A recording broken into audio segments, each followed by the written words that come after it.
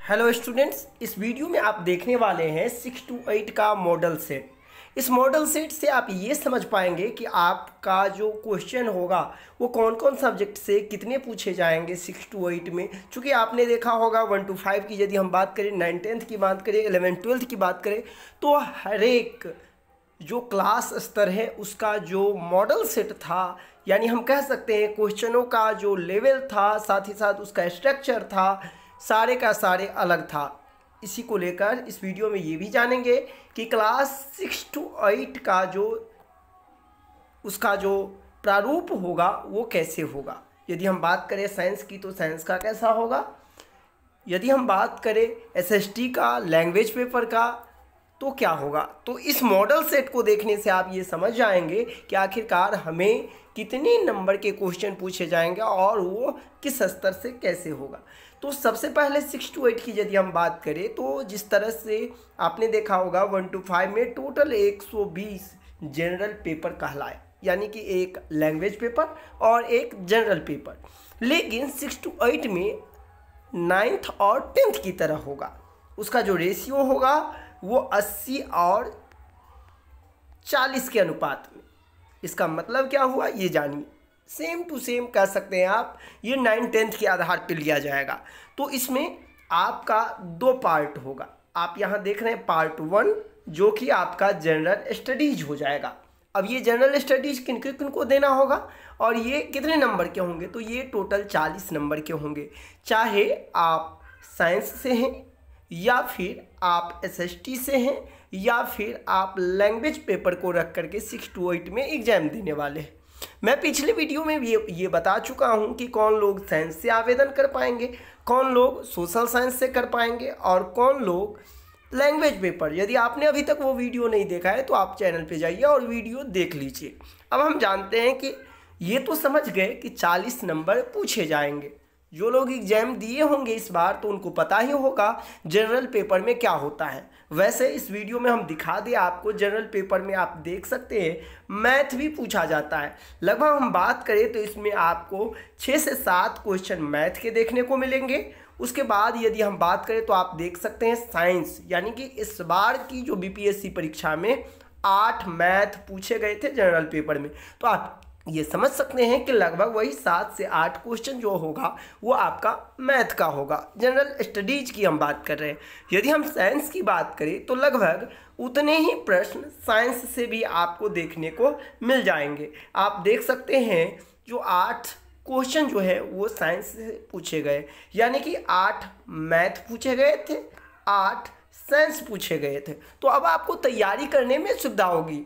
जिनका जो सब्जेक्ट मजबूत होगा, जो सब्जेक्ट कमज़ोर होगा उस पर वो फोकस करेंगे। चूँकि 40 जो आपका जनरल स्टडीज का पेपर है वो मैंने रखता है। अब देखिए इसमें आप देखेंगे 17 नंबर क्वेश्चन से क्या है, तो इसमें आप देख रहे हैं करेंट अफेयर्स। तो हम यदि बात करें करेंट अफेयर्स कितने पूछे गए हैं तो इसमें आप देख पा रहे हैं कि लगभग यदि हम बात करें तो 7 से 8 क्वेश्चन जो है इसमें भी आपको किससे पूछे गए हैं, तो जनरल करेंट अफेयर्स से पूछे गए। आप देख सकते हैं यहाँ 24, यानी कि 16 तक जो है 8 क्वेश्चन पूछ लिए गए मैथ से, 8 क्वेश्चन पूछ लिए गए आपका साइंस से और 8 क्वेश्चन आपको पूछ दिए करेंट अफेयर्स। यानी कि करेंट अफेयर्स एक बहुत ही हम कह सकते हैं कि इम्पोर्टेंट हो जाता है, चूँकि 8 नंबर पूछे जाते हैं।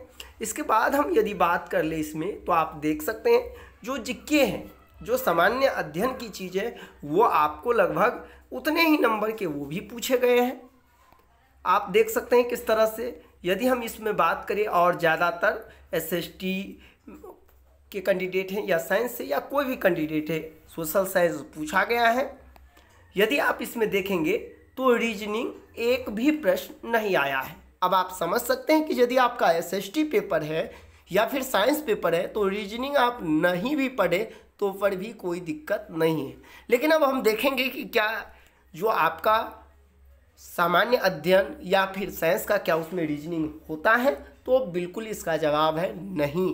क्योंकि यही जो आपका 40 नंबर है इसी से में यदि पूछना भी होगा तो इसी में डाल के वो पूछ सकता है। लेकिन हमने देखा कि इसमें नहीं पूछा गया है। ये मैं बात कर रहा हूँ 9th और 10th के जो इस बार पूछे गए सिलेबस है उसके अकॉर्डिंग मैं बात कर रहा हूँ। तो चूँकि जो आपका सामान्य पेपर होता है, जनरल स्टडीज का पेपर होता है, वो लगभग आप देखेंगे तो 6 to 8 में भी उसी टाइप का आएगा, 9th 10th में भी वैसा ही था, और 11th 12th की हम बात करें तो उसका भी वैसा ही था।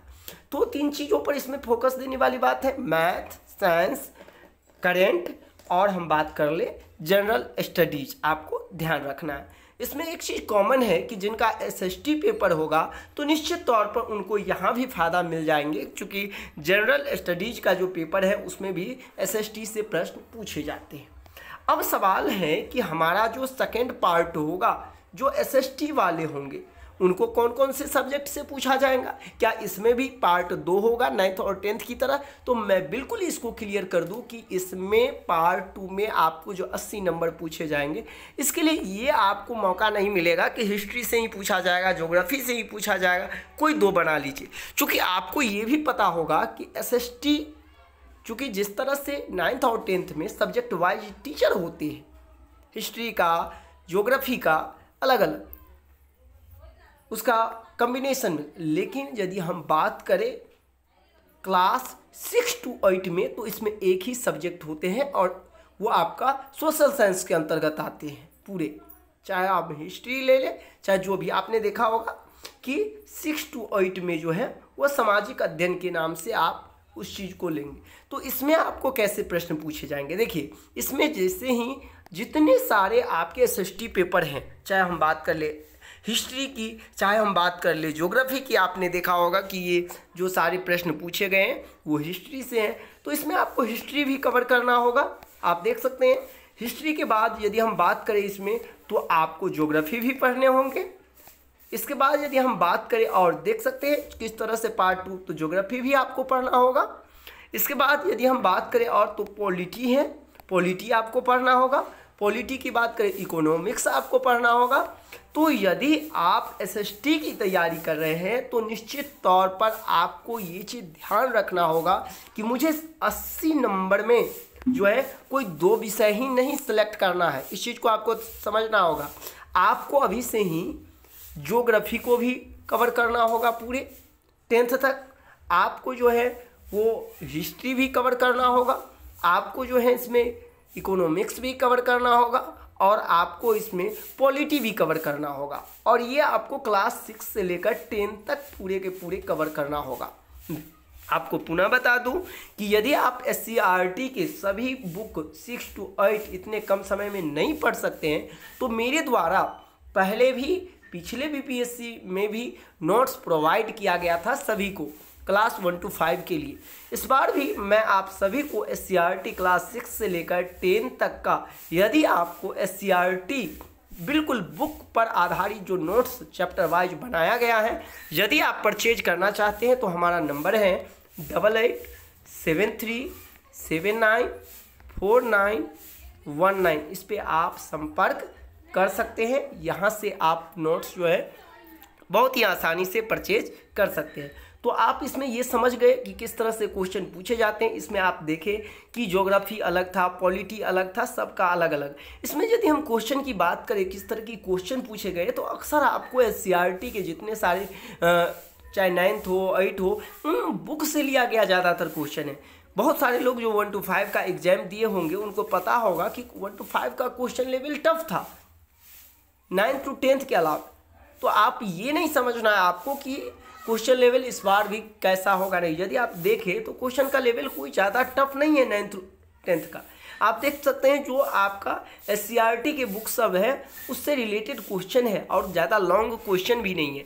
तो यदि अभी से ही आप तैयारी में जुट जाते हैं और बहुत ही बारीकी से यदि आप SCERT को फॉलो करके अभी से पढ़ना स्टार्ट करते हैं तो निश्चित तौर पर आप अच्छा नंबर ला सकते हैं। उम्मीद करते हैं मेरे द्वारा जो जारी किया गया ये मॉडल सेट है जिसके माध्यम से आपको ये पता चला कि किस तरह से क्वेश्चन का प्रारूप आने वाला है, क्वेश्चन पूछे जाने वाला है, इसके माध्यम से आपको बहुत ज़्यादा सुविधा मिली होगी। तो मिलते हैं नेक्स्ट वीडियो में। अभी के लिए बस इतना ही। अगला जो मेरा नेक्स्ट वीडियो होने वाला है वो निश्चित तौर पर पूरे का पूरे क्वेश्चन के साथ हम कवर करवाने वाले हैं। मॉडल सेट लेकर 80 क्वेश्चन, जिसमें आपका SST पूरे का पूरे होगा और 40 इसमें होगा आपका जो सोशल जनरल स्टडीज का होगा। तो मिलते हैं नेक्स्ट वीडियो, अभी के लिए बस इतना ही, धन्यवाद।